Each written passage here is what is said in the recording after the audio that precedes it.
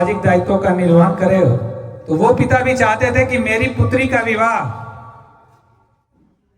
एक अत्यंत योग्य और बुद्धिमान और कौशलवान पुरुष के साथ हो।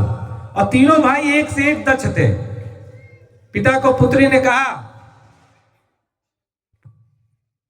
पिता ने पुत्री से कहा कि बेटी तुम इन 3 वरों में से कोई एक वर चुन लो, जो तुम्हें अच्छा लगे तुम उसके साथ विवाह कर लेना। पुत्री चिंतन में पड़ गई कि तीनों एक से एक थे।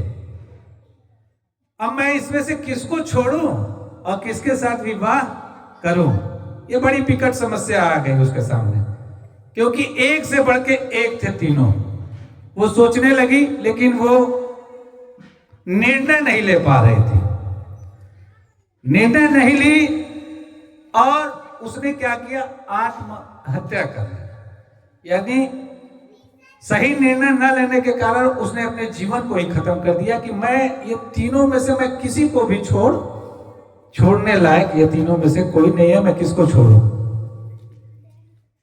अब क्या हुआ? तीनों भाई में एक भाई क्या किया, जहां वो उसको दफनाया गया था वहां जाके बैठ गया। कहा कि नहीं, अब मैं इसी के साथ रहूंगा और अपने जीवन को इसी जगह समाप्त भी कर दूंगा।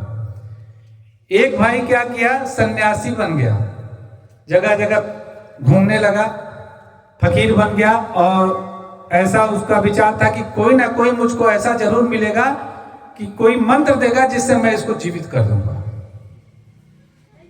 और एक भाई उसके शरीर पर रोज प्रतिदिन आता था और लेप लगाता था कि जिससे उसका शरीर जो है सुरक्षित रहे।